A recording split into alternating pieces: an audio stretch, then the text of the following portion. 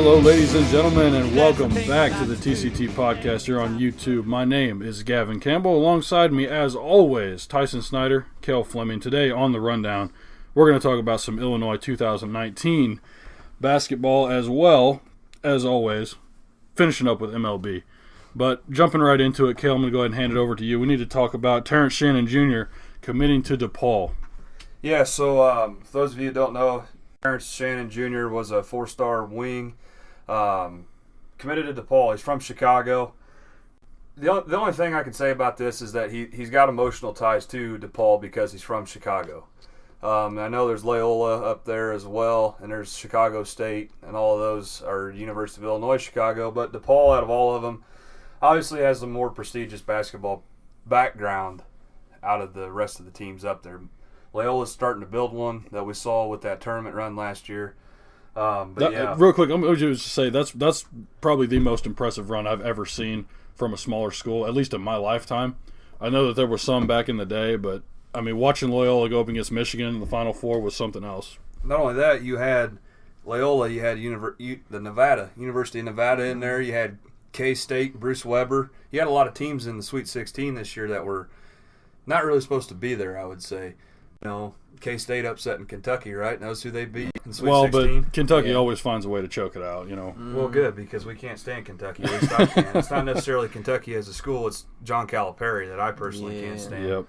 But no, Terrence Shannon Jr., that's one of the first, real five-star commits, or four-star, that we're going to miss out on. There's others that we're going to miss. Obviously, we're going to talk about a couple more that we're going to miss out on. But right now, Terrence Shannon Jr. is just the start for this Illinois basketball program. And these are all for next year, this is not for this year. Just to be clear, this isn't this year's recruits. Those are already set in stone. This is for the 2019 season. Yeah, probably a little early to be talking about them, but when you have guys committing a year early, sometimes 2 years early like they do, we have to cover it because, Illinois, we're right here. University campus is 5 minutes away. So let's go on down the list here. How about E.J. Liddell not committing to the Illini? He narrowed it down to his top 7, and Illinois did not make the cut. This is kind of aggravating for me because look where his top 7 is at. One of them being OK State. Who coached at OK State 2 years ago? Our head coach, Brad Underwood. Not good. He's going to make one of the top 7 schools somewhere that Brad Underwood was previously at. That is not good. Louisville, decent, other than they have a little bit of the scandals going on right now. A little bit.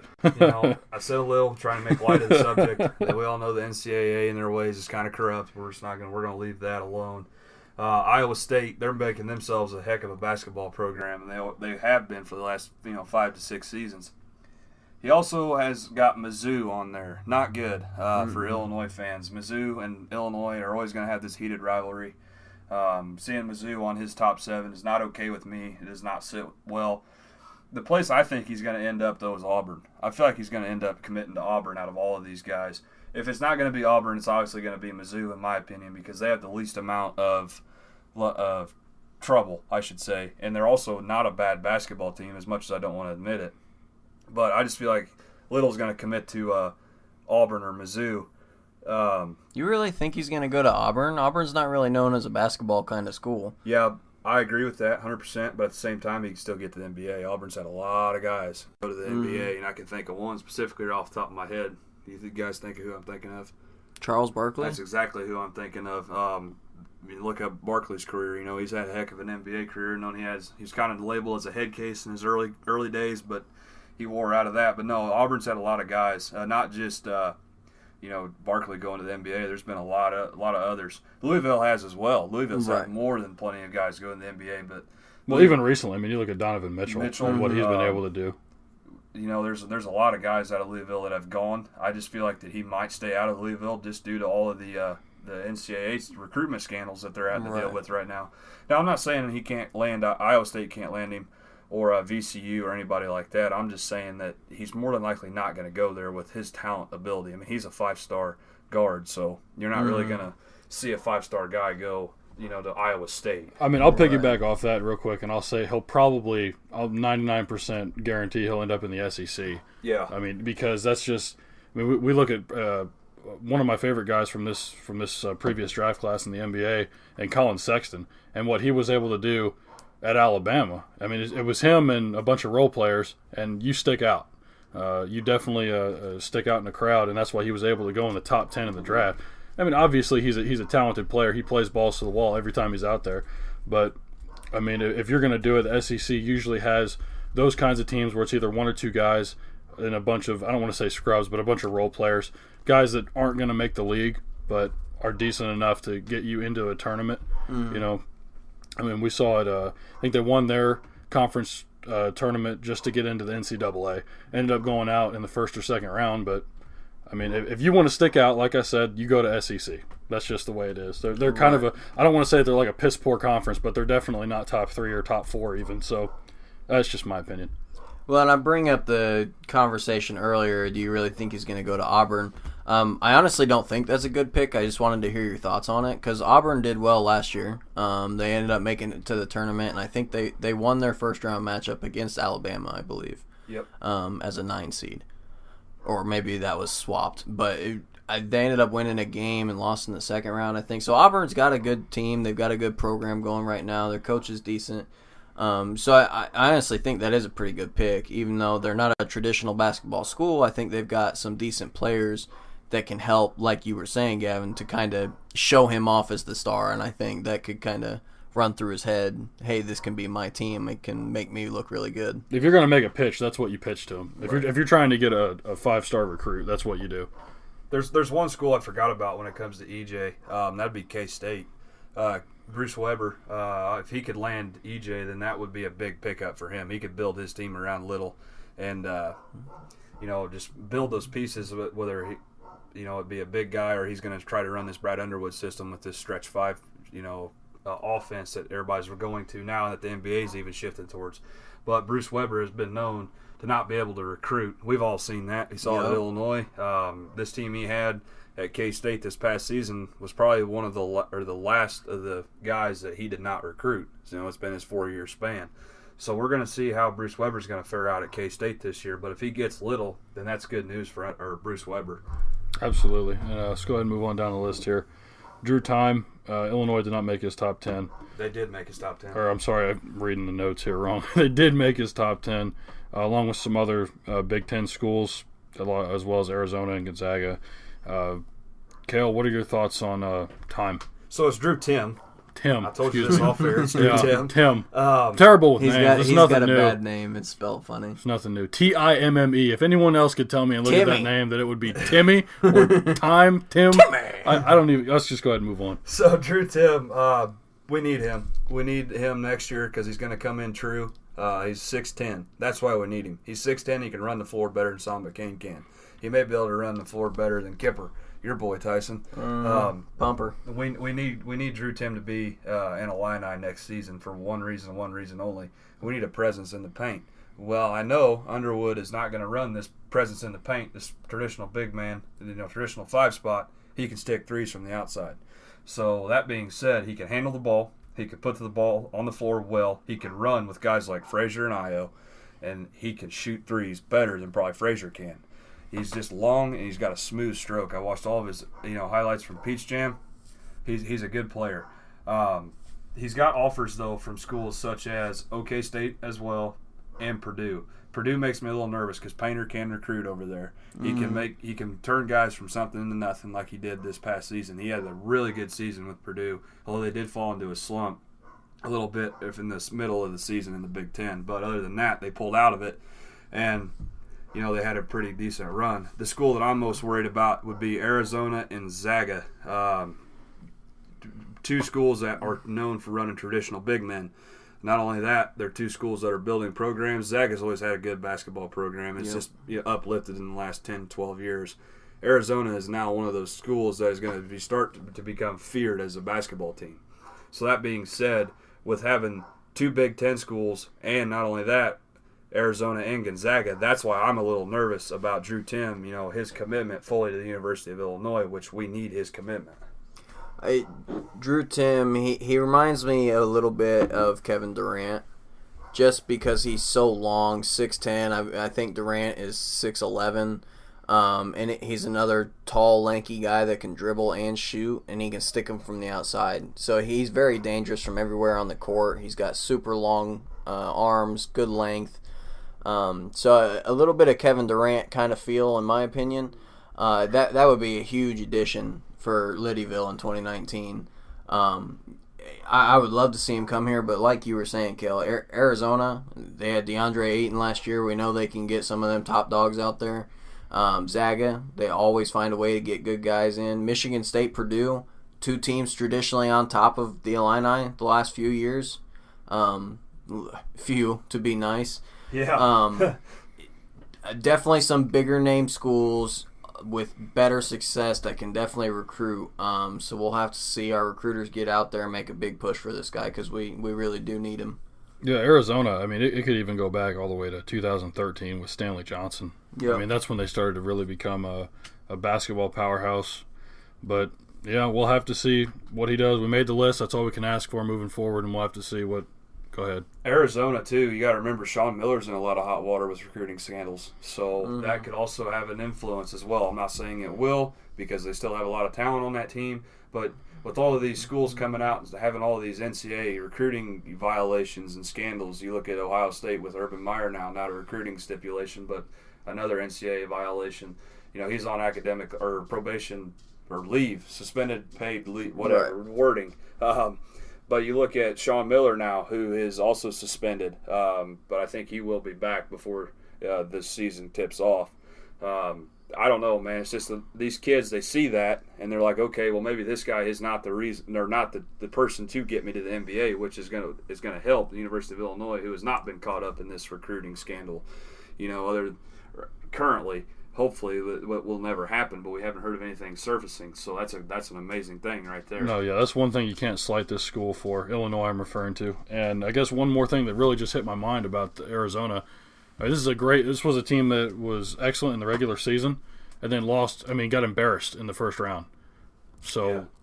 I mean, you could look at that as, wow, I don't want to play for someone that's going to go out in the first round of the tournament, unless this guy only cares about the NBA. If he's going to be a one and done, you know. I don't see him being a one and done. Yeah, I honestly, he's going to have to develop a little more. But if he thinks that he could be, you know, even a late first round pick, we also said the same thing about Porter Jr. too. Now look at him.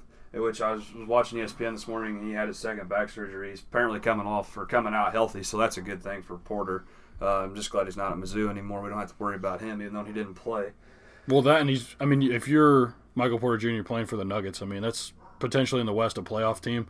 So you can take it as slow as you need. Yep. I mean, they don't need you to win right now. So when you come back healthy, they'll be in good shape. For sure. All right, let's go ahead and move on here. I don't even know if I'm going to be able to pronounce this name. You know, we need to have a segment where I just read off a list of names you guys give me, and I'm just going to butcher the hell out of them. Quincy Guerrier. I would not have gotten that. Quincy Guerrier. Okay. He narrowed his top 10 down, and Illinois made his top 10 as well. What do you guys think about Quincy? Quincy is not a Khalil Whitney or Terrence Shannon Jr.-esque player, but he's still a 3-star. Having him on our top 10 with a bunch of other 3-stars like Frazier and Io was a 4, but Tevion, guys who were looked over, we'll just take them. Obviously, I feel like that's the only thing we're going to get right now until we can win some games, which I'm going to talk about that in just a second. I've got a tangent I'm going to go on already thought out in my head. But no, with Guerrier, that would be a nice supplement for 2019. Like we all said, it's just too early right now. But these guys are starting to narrow down their top 10, top 5 schools, and some of them are already committing, like Junior, Khalil Whitney, which we're going to talk about in a second. So Illinois making the top 10, but we're not getting these or not landing these guys. That's a big problem for Illinois. But with Guerrier, I don't feel like we're going to have a problem. I feel like we can land him. Brad Underwood can sell it. Jamal Walker can sell it. So I feel like with Guerrier, we can get him to Champaign-Urbana here shortly. He's a really good support player to kind of piggyback off of what you were saying. Like you said, he's a 3-star. I mean, the way to have your stars shine is to have a bunch of dimly lit stars around them. You can't have everybody be a 5-star recruit. Everybody can't be the top player on the team. Quincy's a guy that comes in, adds automatically, just bonus to the roster. He's not something that we were super stoked, not one of the 5-stars we went out and recruited super heavily. But he's a guy that definitely adds to the roster. So we will gladly take him. Glad that he would be coming down here if he does make that decision. But he's not one of the 4 or 5 star recruits that everybody's after, and that gives us a really good chance. And he definitely adds to what we've got going. Yeah, we're not Kentucky or Kansas, Right. Duke. We're not going to have multiple 5-star recruits, if any, on this team right now. And yeah, it all comes down to going back to what Cale said. This team's got to prove itself this year, and then next year we might be looking at some 2020 recruits that want to come join the party. We have a very young team, youngest in the Big Ten by far, youngest in the entire NCAA, one of. And yeah, we'll have to see what they can put together this upcoming season. But we need to talk about one more 5-star recruit on this list, and I think that we're all very disappointed to hear this news. Cale Whitney is not committing to Illinois. He committed to University of Kentucky. Let me just say this right now. I don't like Kentucky. I know you guys don't like Kentucky, and No. I really want to get to Cale's rant. But Tyson, let me start with you before we let Cale speak here. I mean, I feel like this is kind of a cop-out pick. Another 5-star guy goes to Kentucky. I feel like this is a repeating saga we've heard year after year after year. I can't really say I'm surprised he chose Kentucky over Illinois. Honestly, if I was him, I probably would have done the same thing. Kentucky gives you the best chance at a top 5 pick in the NBA draft, playing under Calipari and getting to the tournament almost automatically. But I'm still disappointed. Like I was saying in the last one with Quincy Guerrier, you can't have a super bright star without the dimly lit stars around him. He could have been that super bright star. He could have been the guy that absolutely drove Illini to success and took us deep in whatever run we were going to make. So I'm disappointed he went to Kentucky, but I'm not really surprised. I'm just kind of tired of look, I'm a 5-star recruit. Kentucky, Duke. Okay, Kentucky this time. All right. It seems old at this point.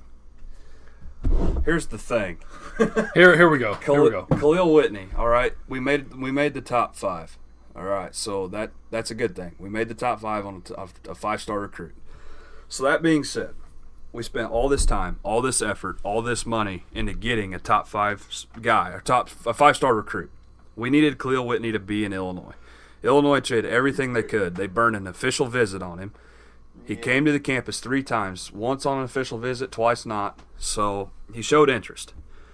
Here's the thing, though. Cale Whitney plays for the Mac Irvin Fire AAU team, and I'm just now starting to invest a lot of time and effort into following the AAU circuit. Because that's honestly, AAU ball is where the best of the best play. High school prospects, anyhow. That being said, I keep seeing all over Twitter, we listen to ESPN 93.5 here in town, saying that Brad Underwood has this Mac Irvin Fire connection. All right? Where's it at? If we have this connection, boys, why can't we land 5-star guys like Cale Whitney? Why can't we get him here? And you know why we can't get him here right now? Is because we don't have any wins. We can't win a ball game. As much as I want to sit here and I want to rant and rave and say that Illinois basketball in 2018 is going to win 20 games or even 22 games, I want that to happen as a fan. But as a realist, I don't see it happening yet. But at the same time, this is the squad. We have the squad right now to do that, to win those games that we need to win to get 5-star guys like Cale Whitney here.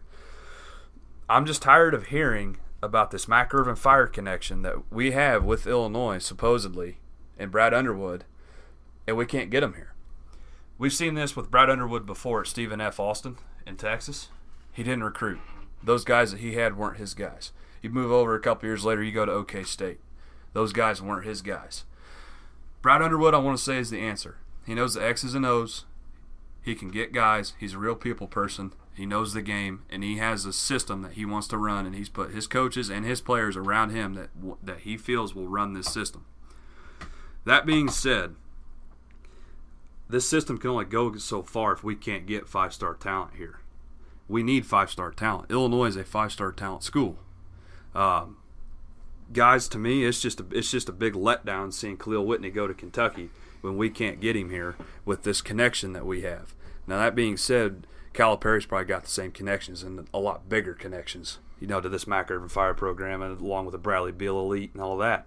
So, Underwood, to me, I don't want to see this happen, but I feel like it's going to be another Bruce Weber, John Gross situation where he can't recruit. He knows the X's and O's, but he can't recruit. Now, a lot of people that listen to this are going to absolutely hate me for that, but I just feel like this is what's going to happen. Well, I don't want to disagree with you, but I will say this. It shouldn't be solely up to the head coach to recruit players. It can't be. He's got too much sitting on his shoulders. Now, correct me if I'm wrong, but you should have other staff on it. I mean, just on it. You need people. You need actual recruiters to go out and do this job. Okay, you can't leave it on the head coach, because not only does he has to deal with players, he also has to deal with them academically. He has to deal with other members on his staff. He has to deal with the medical staff. He has to deal with players that are that need to get in shape. So he's got to deal with the training staff. He's got to deal with attitude adjustments. There's so many things. I mean, I could tell you as a coach of just a rec league. I mean, nothing crazy.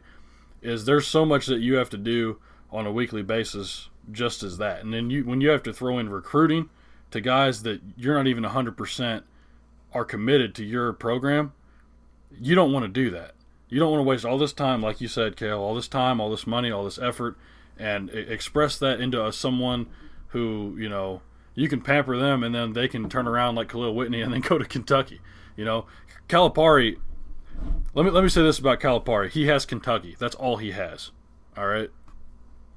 Same thing, well, Coach K at Duke is a little different. I actually have respect for him.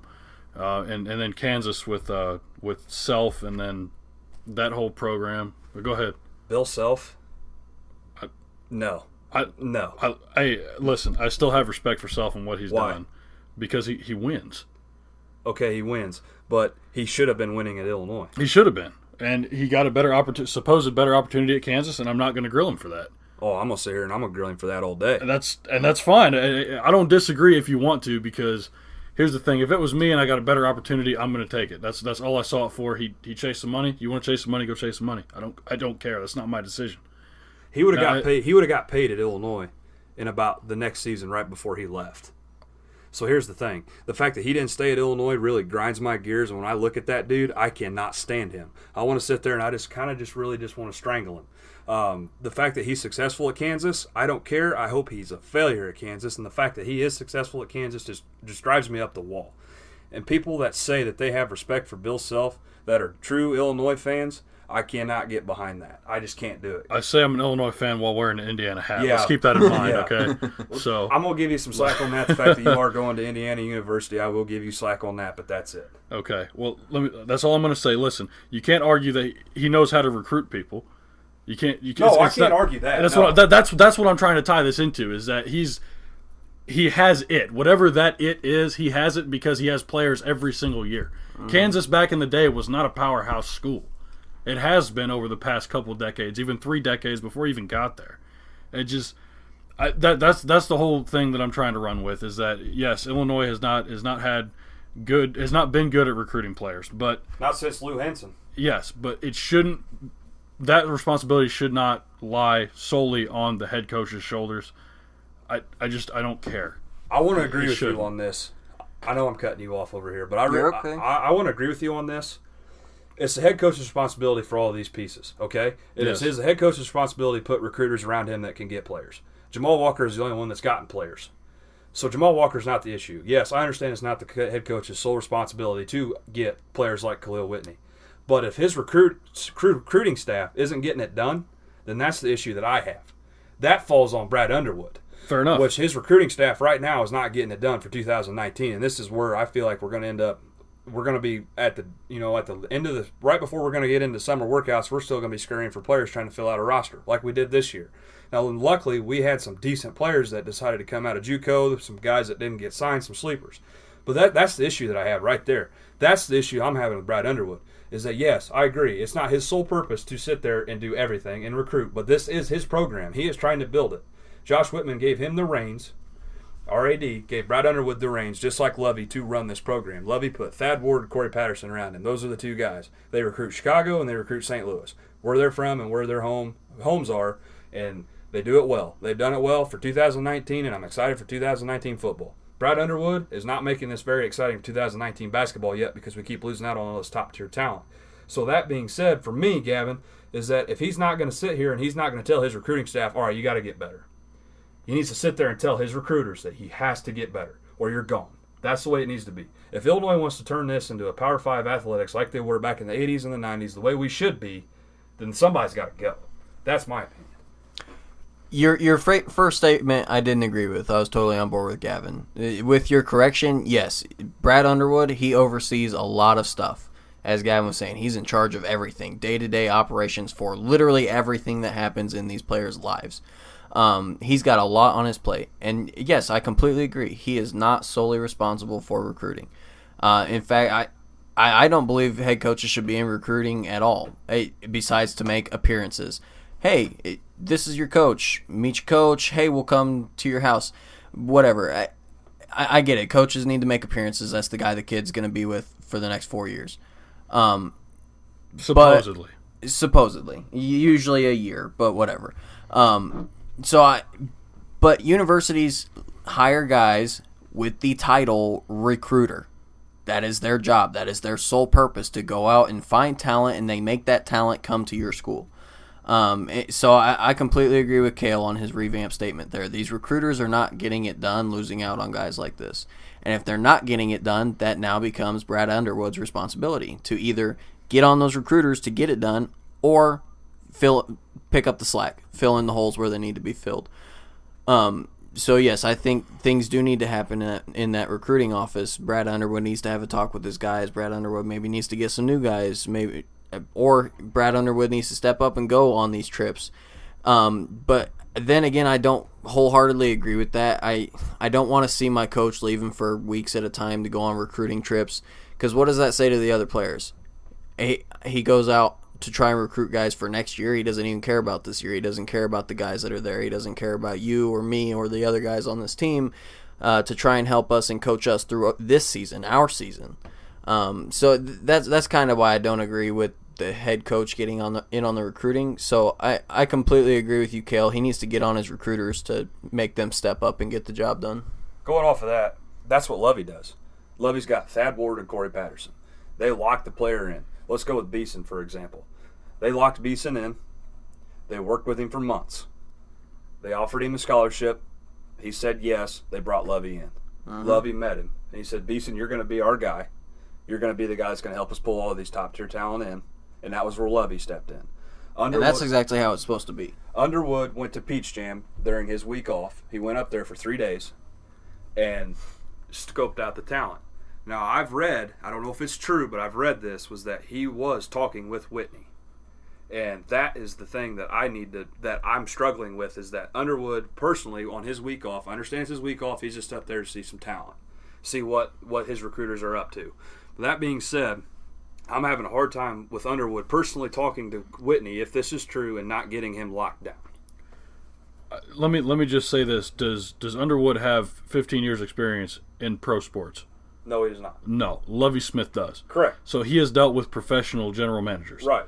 Not recruiters, but general managers. These guys are the best, supposedly the best of the best, and are put there to bring in talent, right? Correct. So I'm sure at the college level, that's easy for him to do and get on people and tell them this is what I need done.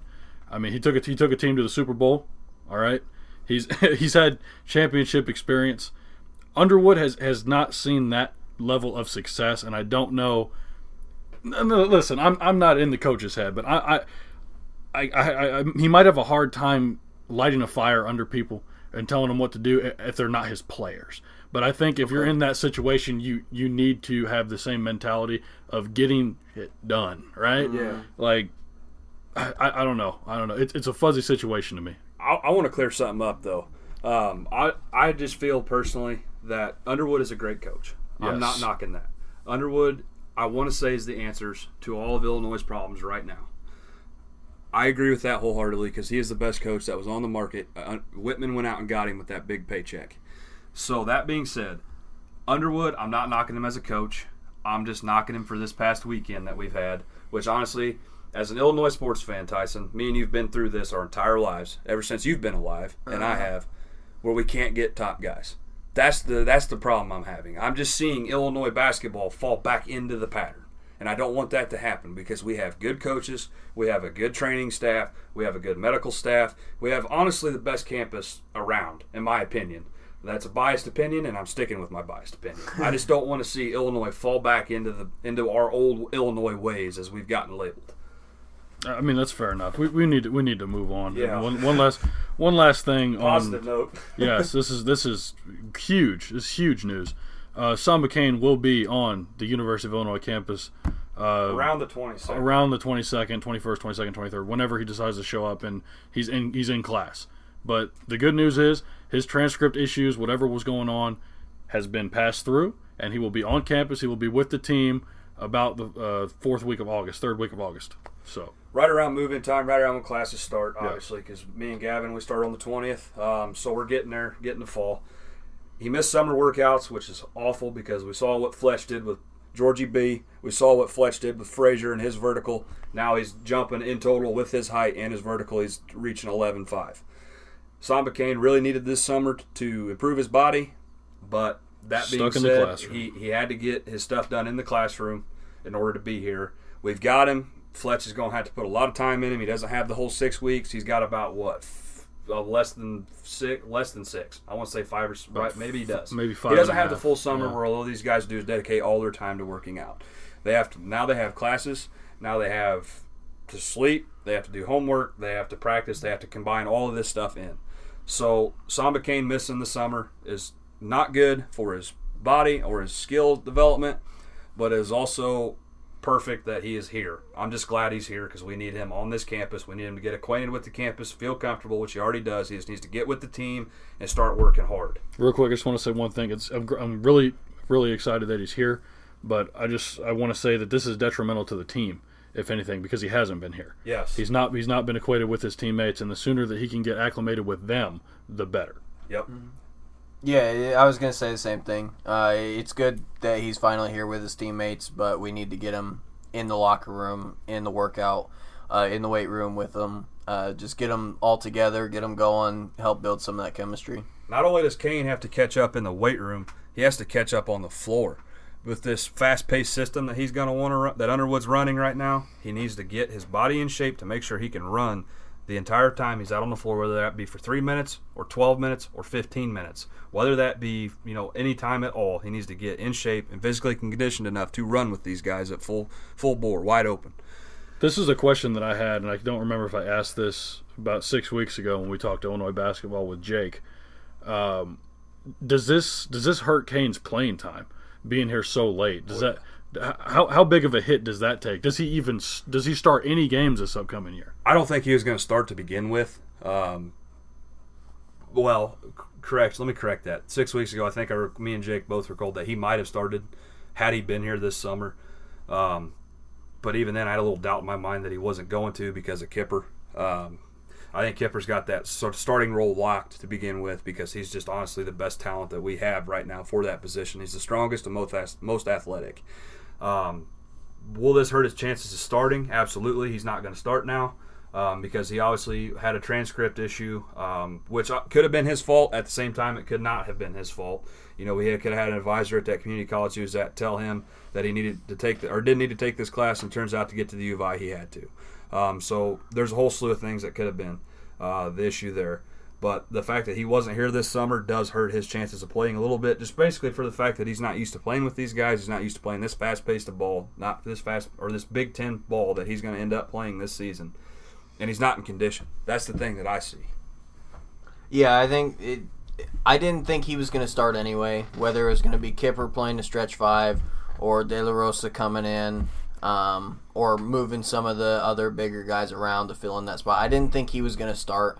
We all had at least a lineup where he was in there at the 5, but I think this definitely hurts his chances. He's now 6 weeks behind everybody. That's a lot of time to make up. It definitely hurts his chances of starting, and it'll definitely decrease his playing time. All right, that's going to wrap it up for Illinois basketball. Let's go ahead and, of course, wrap it up with the MLB. We need to talk about the power rankings we're going to start off with here. And the Boston Red Sox, they're still red hot, on pace for 114 wins, leading the entire MLB. What are your guys' thoughts on Boston? They're not going to lose. No. They can't lose. Chris Sale the other day, he fanned 12, I think. Yeah. Coming off of the DL. His first start back off of the DL. He's on the DL for 10 or not even 10. I think it was like for a week or two. Mm-hmm. He fanned 12. That being said, the fact that he can strike out 12 straight off the DL shows that he's back. It took him about 3 pitches to realize that he was back. J.D. Martinez over there leading the MLB with 104 RBIs. The dude, That's a lot. The dude, he just swings the bat and it just goes wherever it wants to, and there's never a player standing around or that is able to track it down. And Benintendi, he's on the DL right now. Benny Biceps, he got the nickname with Barstool. That's kind of funny. But no, the Red Sox, they can't be beat. There's nobody in this AL that can beat them. I don't even think Houston can beat them now. They're just too strong. They're too hot. They're winning on accident. It's working. It doesn't matter what they do, they end up winning. They should have lost that game a couple weeks ago on Sunday Night Baseball against the Yankees. Somehow they still won that. So that just proves right there that they're one of the best teams, or the best team in the AL. Nobody can challenge them. All right, going off that order to Boston, obviously in the top spot, followed by Houston, New York Yankees, Cleveland Indians, Chicago Cubs, Oakland A's, and then finally in 7th, the LA Dodgers. Out of these 6 other teams, which one do you think, and I know you said the Astros don't really stand a chance or anyone else, but is there any one of these 6 teams that could possibly challenge Boston? Any of them? Oakland. I could see Oakland. Oakland's been hot all year after starting off slow. Oakland's got a legit chance, and I think whoever comes out of the NL, the Cubs, I don't think the Dodgers do. The Dodgers will always fail in the postseason. They dropped down to 7th this week. And they had a rough couple last weeks, especially with some division games and whatnot. But I think the A's or the Cubs are the only two. I don't think anybody else in the AL will give them a chance but the A's, if the A's can make it there. Not make it to the playoffs, but make it out of the wild card game to actually play the Red Sox. And then the Cubs. The Cubs are the only team that the Red Sox haven't really seen a whole lot this year, and somehow we always manage to play well against top seeds. We play up and down to our competition. So I think the Cubs and the A's are the only two with legitimate chances. Here's the reason why I don't think the Stros can. They're 73-46. Yeah, that's a phenomenal record. The Athletics are 70-48. They started off dead last in that division. They were worse than Texas. Then all of a sudden they started winning, and they felt like, man, this winning stuff's great. We like this winning stuff. Right. They have the mentality. Houston coming off the World Series, they have the same team. Same exact team, I'm not going to say that. They don't have the pitching that Oakland does.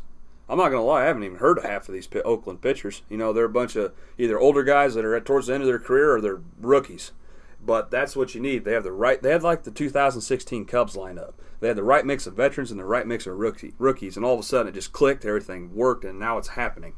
I don't want to count the Astros out yet, though, just for the fact that, yes, they have Verlander, yes, they have Kluber and all those other guys.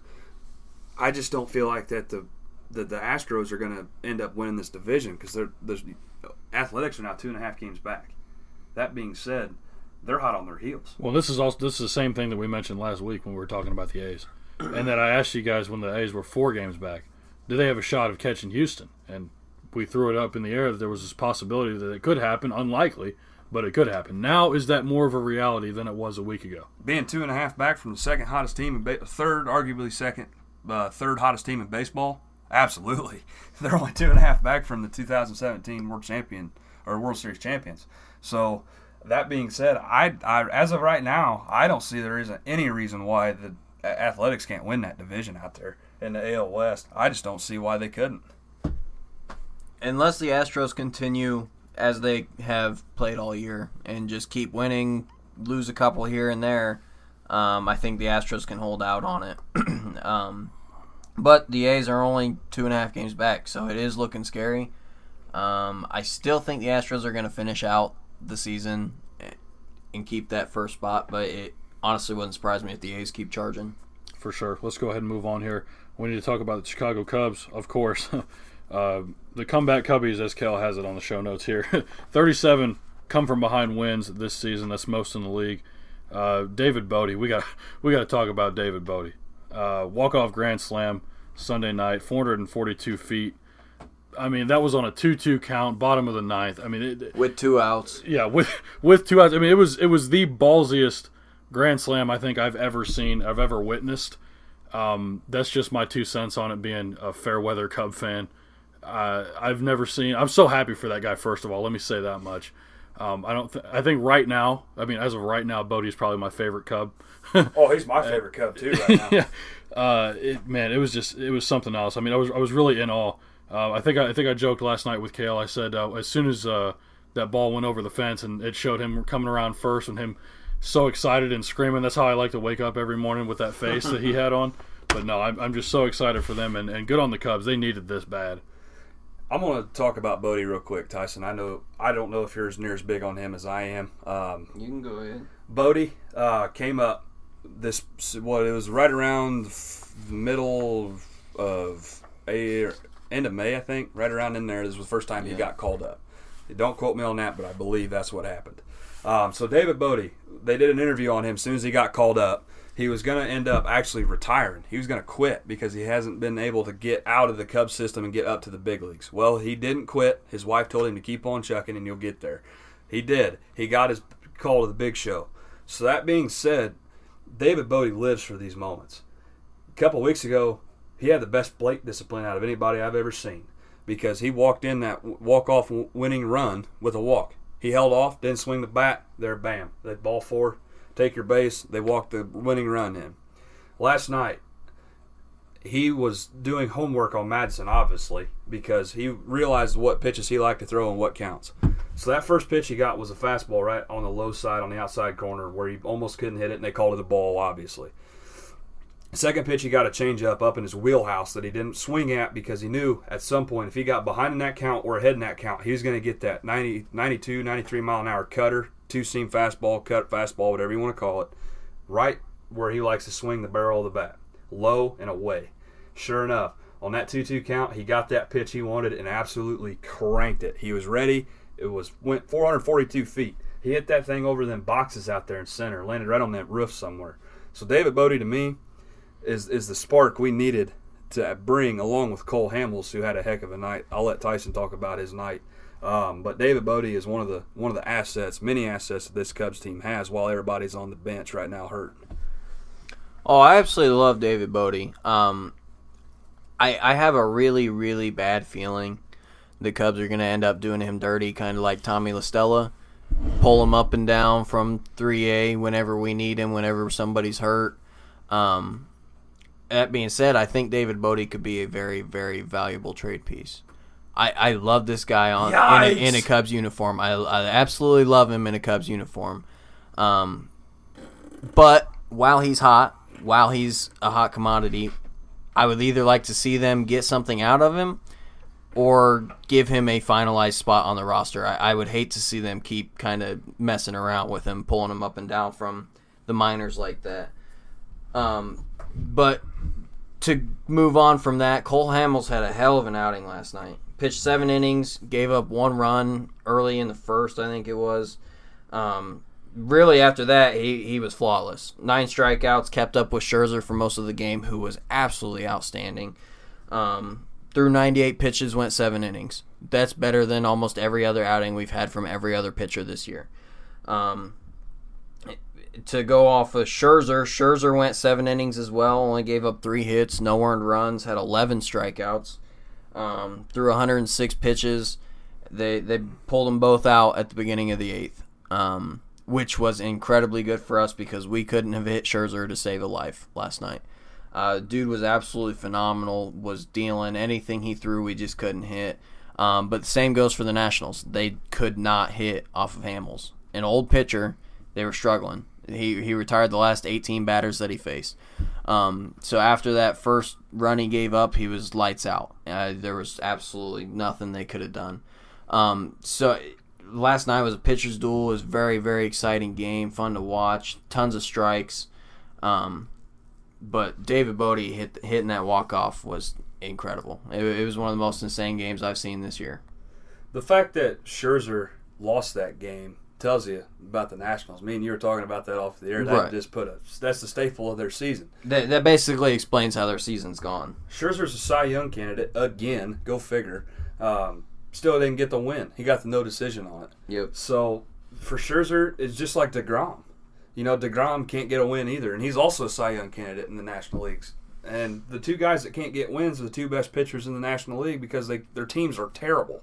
I don't want to say the Nationals are terrible because they've got guys like Turner, Harper, Taylor, Murphy, who's a proven Cub killer. That dude can just absolutely demolish the Cubs, and he did that in the NLCS in 2015 or DS, sorry, in 2015 with the Mets.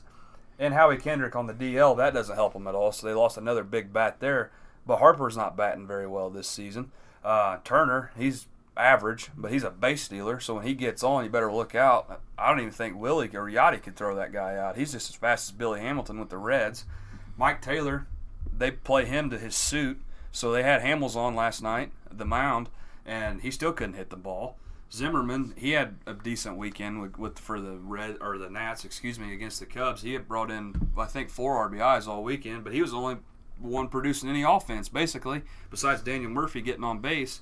But I don't know, man. The Nationals with Mike Rizzo, they have a lot of things they got to work on. They went out and got Dave Martinez. Harper's potentially leaving. Murphy's potentially leaving. So they got all this cap space they got, and they need to make something happen. In my opinion, I feel like they need to possibly trade Harper no matter where it goes. They need to get rid of Harper, basically, because Harper doesn't want to be there. And that's obvious. I think he would stay for the right amount of money, but is Mike Rizzo going to pay him? He's their Chris Bryant, obviously.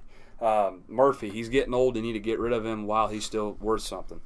Howie Kendrick, I think you got to keep him. Daniel Murphy, Michael Taylor, he's got to go. He's been invaluable this season. So I don't know. The Nationals they're a good team. They just can't make it work, and I don't know why. I don't know why it reminds me of the National League Angels. Yeah, that's exactly what it is. Because in the American League, you have the Angels with all this talent. They surround Mike Trout with all these guys, and they just can't find a way to get it done. I think it's a similar situation with Scherzer. I have a hard time with his name. And then Harper. You have two studs like that, and a bunch of really, really good players. And you can't just put it together. It's like you said before we even came on today when we were talking, and you said this game sums up the Washington Nationals season. This game says it exactly. They play well for 9 innings, and then they find a way to throw it away. Mm-hmm. So we need to ask the question, though, before we move on.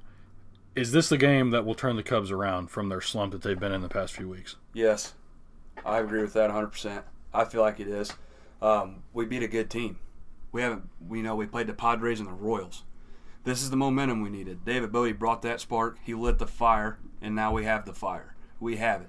Javi, he's going to get out there and he's going to hit 5 or 6 home runs a game. I feel it. David Bote's going to get out there. He's going to earn himself some playing time, finally.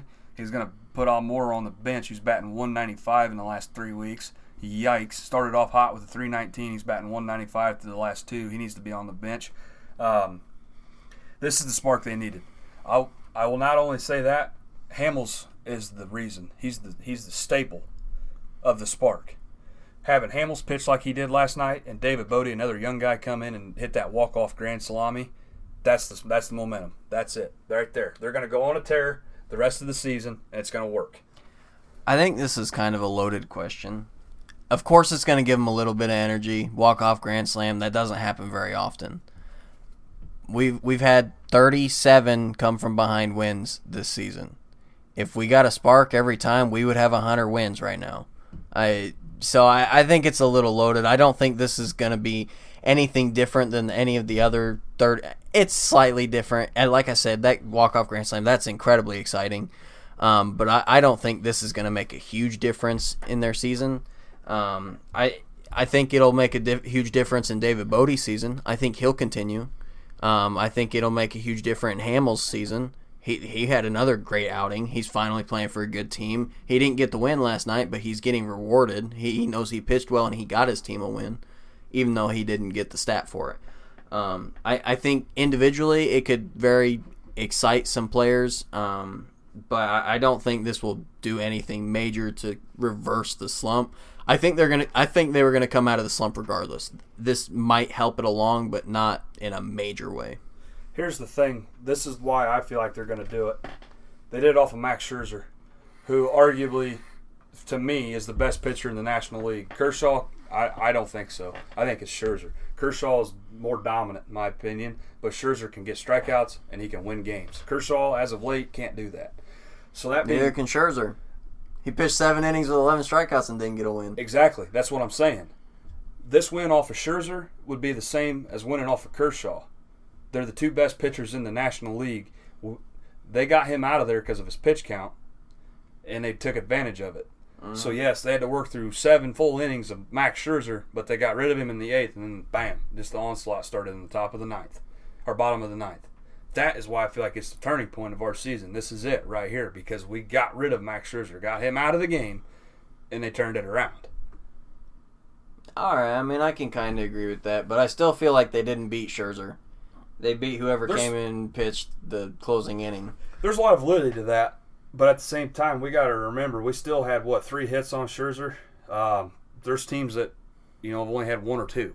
So the fact that Schwarber broke up his no-no in the 5th or 4th, that's saying something right there. I just feel like with beating Scherzer, even though Madison is the one that blew the game, beating Scherzer like that when he was that dominant with 11 Ks, 4 backwards. That is what is the turning point of our season right there. This is what we needed. We needed to beat Scherzer, and we did that. At this point in the MLB season, are you guys over or under 100 wins for Chicago? Oh, way under. I'm way under 100.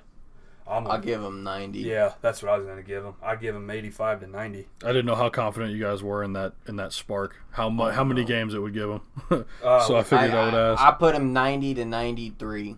That's my guess. The thing is we've only won 68 games. Right. And we've only got a month and 3 weeks left, or 2 weeks of the regular season. So they're not going to win 100. Obviously, they don't think they can. I think they're going to end top 1 or 2 in the NL, and I think they're going to be on top of our division. But I don't think the NL is going to have a 100-win team. But beating a good pitcher like that is what we need in order to beat somebody like the Red Sox, the Astros, the Dodgers, the Rockies.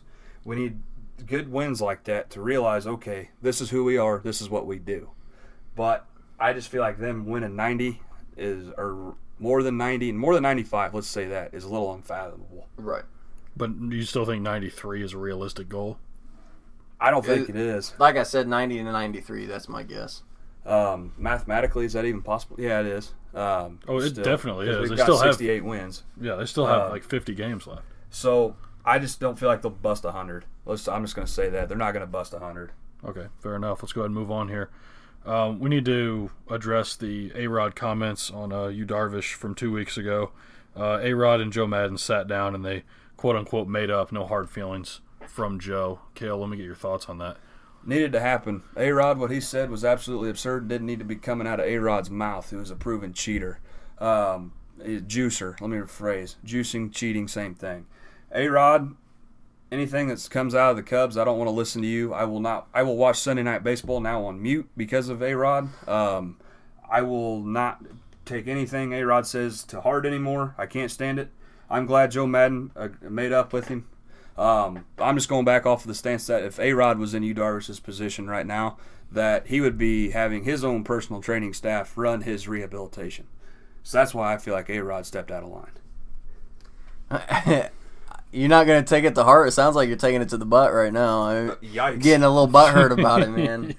Like I said when it happened, I don't give a crap what A-Rod said about this. I don't have a problem. He said the same thing we've all been saying for months.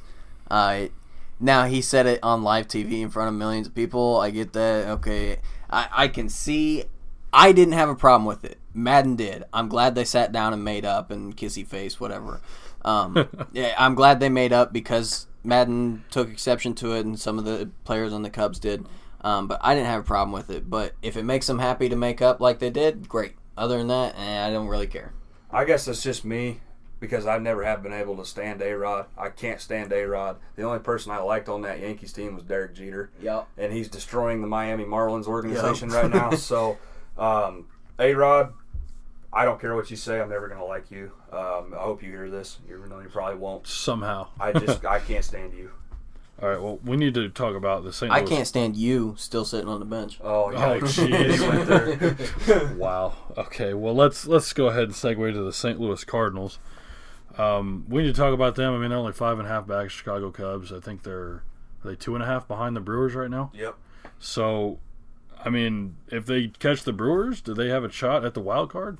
Well, I will say this. The Brewers have the Cubs for 2, starting tomorrow. Tomorrow will be Tuesday, and Wednesday they have them for 2. The Cubs have the Brewers at home at Wrigley. If the Cubs take both of these, that's great news for Milwaukee, because then they're only, a game and a half behind them, or a game behind them now. So if the Cubs take both of these, that's what Cardinals fans need to bank on. They need to root for the Cubs for once and realize, okay, well, the Cubs need to beat Milwaukee these 2 games to get us back into that second place and potentially get them a wild card that's not completely out of the subject. It's just there's a lot better teams in St. Louis with Colorado, Arizona, L.A., Atlanta, Philly. Even Washington could possibly sneak in there somehow, even though they're third in their division in the NL East. But no, Cardinals fans need to seriously bank on the Cubs beating the Brewers these next 2 games. Milwaukee has moved down. Well, they're now tied for the first or second spot, however you look at it, in the wild card race. With the Braves? With Philly. Okay. The Braves took the first spot. They won their game today. Yeah. All right. So they're tied with Philly for the wild card spot, 4 and 5 spots. The Dodgers are 2 games behind. St. Louis and Colorado are each 2.5 behind. If the Brewers lose 2 against the Cubs, that drops them. They'll lose the tiebreaker with the Dodgers, I'm pretty sure. And the Dodgers move into their spot. And the Cardinals are now a half game behind the Brewers, who would be in third place for the wild card race. So the Cardinals fans absolutely need to cheer for the Cubs. Nothing bad can come out of Milwaukee losing any games for the rest of the season for them. So they've got a legitimate chance. I've been saying it for the last 2-3 weeks now. I've had Milwaukee dropping out of the wild card spot. I think, Cale, you still gave them the second spot in the wild card race. But I told them, I said they were going to drop, and they were going to drop hard this year. I had them dropping all the way out of the wild card, and it's looking more and more likely, as well as the Cardinals keep playing, and as poor as they keep playing. Not that Milwaukee's been bad, but they haven't been good. They've been average or worse. Which they're a really, really good team, playing like an average one. Yes, which has been Milwaukee's problem. They've always had pieces, but they just play like they don't. So I still definitely see Milwaukee dropping. I think St. Louis has a really good shot of taking second in our division, moving up to second or third out of the wild card, and possibly gaining on LA or Colorado and taking that. Now, I hope they don't, because I don't like the Cardinals, but they do have a legitimate shot at it. Right. Well, Cale, this is just something that you've been saying all year, is the Cardinals have the pieces to get it done. They're just not doing it. Yes. And I've preached about it all year long. The reason why they weren't doing it was, Mike Matheny. That was the issue. And now we got John Mozeliak, their GM, coming out and making these comments about Fowler. So there's a whole big interlocking systematical problem going on in this Cardinals organization that if they didn't have these issues, being Mike Matheny, they probably would have been in the playoff race all year. You know, they went out and they got Marcell Ozuna this offseason. Waka's hurt, Wainwright's hurt. Yeah, your 2 main pitchers are hurt, but they've got all these young pieces. I mean, young, raw pieces that can win games. If they didn't have Mike Matheny's issue and John Mozeliak's issue with taking their players out of the spotlight and putting all the focus on Dexter Fowler, Greg Holland, all these other, Bud Norris, everybody else, it would probably be a different story for their season. I don't get why all year it took them, the Cardinals organization, this long to make the move they needed with their management. Like I told you, Gavin, earlier this year, it would have been a 100% different scenario. We would have actually been worrying about the St. Louis Cardinals again rather than the Milwaukee Brewers, because the Brewers trade deadline with that Moustakas third base, Travis Shaw to second base move. What? You're moving a true third baseman to second? Okay, all right, just go ahead and just debunk your season even more. Well, it's like you two say, the Brewers always do something. That's the something. They do something. What stupid something can we do? Okay. And see, Tyson might get on me about this, but I see the Brewers as the Dallas Cowboys of the MLB. Wow. There's always something.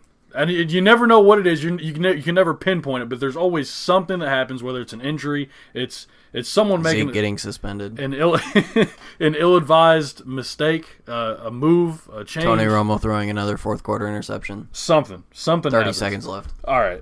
Well, that move with Moustakas and Travis Shaw was the third quarter or fourth quarter, 30-second left interception of the Milwaukee Brewers. Right. Like, what are they doing? Now, Mike Moustakas is a phenomenal third baseman. I absolutely agree with putting him at third base. But keep your second baseman at second base. Now, I know you want your third baseman in the game because he's a stud, but he lost his spot to a better player. If you're going to put him anywhere, don't keep him in the infield. Move him to left. Or, move him somewhere else. But don't put a third baseman who's never played second in his life to second base. There's nothing he can do good there. He's coming from the hardest throw in the game of baseball in the infield to the easiest. Yep. That's not a good – these guys are professionals. Yeah, they're supposed to transition to this pretty quick, but, man, that's something you can't break. Who's to say that me playing second base, throwing to Gavin or first baseman, and I'm a natural third guy coming from third to second, isn't going to throw you a rocket that you can't handle 15 feet as opposed to 120. So, I don't know, man. I just don't get it. Yeah, it doesn't make a lot of sense, but it's like you guys have been saying. That's Milwaukee. That's their story every season. That whole Cowboys comment, I like that. Oh, well, thank you. I appreciate like that. Cowboys comment. Hey. Look at him. Not true for the last couple of years now. There's smoke coming out of his ears. Yeah, I got nothing to say. I knew he'd get a little heated with me on that one, but I'm just trying to be realistic over here. I mean, that's really it. I mean, I guess a final question would be, I mean, Brewers or Cardinals? Who are you taking at the end of the season to get second place in that division? Cardinals. I'm taking the Cardinals. Without a doubt. They're hot right now. In baseball, it's all about who gets hot when. And the Cardinals got hot. They've got all their pieces figured out. John Mozeliak staying out of the dugout and staying out of the clubhouse for now. Who's to say that ain't going to change tomorrow? But it's going to be the Cardinals. I don't feel like the Brewers can do it anymore. The Brewers have crapped out since the break. They've been on a slow decline. They've slowed that decline at points and flattened out, and then they just kept going down. The thing with their decline, or their mediation, I'm going to call it, is that they're not having any uplifts. They're either staying flat, down, or going back up to flat but not going back up. It's just a never-ending cycle that the Brewers have facing the last 6 years. You know, there's a big petition going around Brewers fans right now to fire Craig Counsell, which, honestly, Craig Counsell is one of the best baseball players to ever play the game. That just goes to show, the same with Mike Matheny, that sometimes player managers just don't work. Well, and you can – I mean, I know I hate to make other sports references, but, I mean, you just look at Michael Jordan. One of the greatest, if not the greatest basketball player of all time, and you look what he's done to the Charlotte Bobcats / Charlotte Hornets. That franchise has been the face of mediocrity for over a decade. We haven't talked about the NBA much lately. Now that you brought up Jordan in the Charlotte, what do you think Magic and the Lakers are going to do? It's the same situation. I don't consider it the same situation because Michael Jordan owns the team. Magic Johnson is the president of basketball operations and the general manager. He doesn't own the team, so he doesn't have the same type of, same type of pressure on his shoulders, in my opinion. So, I mean, but he does own part of the Dodgers, and look at them. There it is, right there. You got a star player and a big market franchise, and they're. I mean, I don't want to say that they're mediocre because they're really good. They're just not clutch, and we've seen that in the postseason time and time again. How about we say questionable? I will say questionable. All right. I will say questionable. No, like gas station sushi. Very questionable. Yep. Gas station sushi is. That is true. I think I bought it maybe one time. Oh no! I won't do it again. I haven't even bought it once. It makes me that nervous. I won't do it again. Sushi. I can't eat something that's raw. Yeah. Yeah. Well, that story is a story for a different day. I won't get into that. But well, if you liked what you heard today, make sure that you hit that red subscribe button down below. Make sure you go ahead and leave us a comment, good or bad. We don't care. We read them all. We'll respond to you. Other than that, make sure you hit that bell icon so you can turn on notifications, so you don't miss a beat. Follow us on Twitter as well. What is it? Twin or what is it, Cale? I always forget it. @sports_twin. I'll get it one of these times. Anyway. Yeah, we hope you enjoyed today's episode. My name's Gavin Campbell. That was Tyson Snyder, Cale Fleming. We'll see you guys next time. Peace. Based upon the view, you can't have too much trouble, so why can't we do it? Everybody's doing it. Let's start the fireworks, stand back and enjoy it. Oh.